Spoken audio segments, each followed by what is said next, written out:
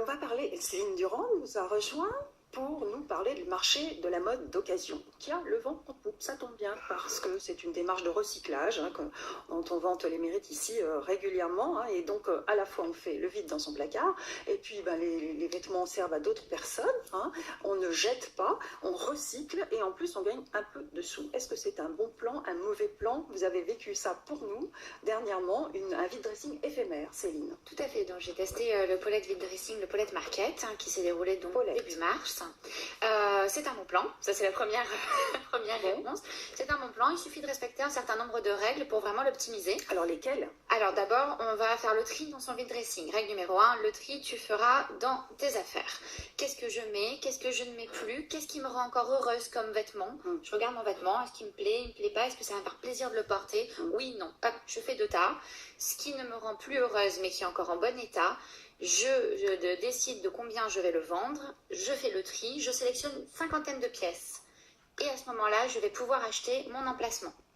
Que l'on est en train de voir, parce que vous avez pris quelques photos, c'était chez Paulette, comme vous avez dit, et là, on loue un portant. Alors, on peut louer un portant ou une table en fonction de ses produits, sachant qu'un portant coûte 39 € et qu'une table coûte 78 €. Pas donné, hein? Alors, 39 €, très honnêtement, c'est assez facile à rentabiliser. Pour un premier test, moi, je vous conseillerais de prendre un portant à 39 €. Personnellement, je l'ai rentabilisé et j'ai gagné un petit peu de sous. Avec 70 pièces à peu près, je suis partie avec 70 pièces de marque moyenne. Vous avez gagné combien? J'ai gagné, alors j'ai gagné en tout 120 €. Une fois que j'ai enlevé mes 40 €, il m'en restait 80. Il ne faut pas partir avec l'idée de faire de l'argent.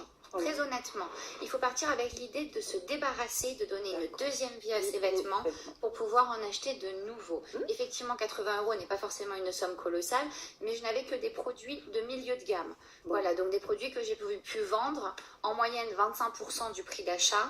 Donc c'est vrai que mes robes étaient autour de 8 €, mes t-shirts autour de 3, mes pantalons autour de 5. Voilà, pour donner une gamme de prix quand on est sur des produits moyenne gamme.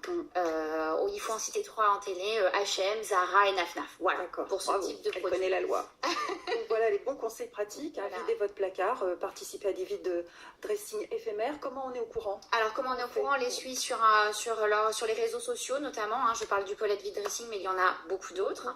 Ce que je voulais dire, c'est qu'effectivement, vous parliez de gagner éventuellement de l'argent. Ça marchera avec des vides dressing plus conséquents que le mien et avec des pièces de plus grande qualité. Voilà, une veste qui coûte en moyenne 300 € sur le marché, vous pourrez la revendre 80 €. Tout de suite, forcément, on fait un meilleur chiffre d'affaires que le mien.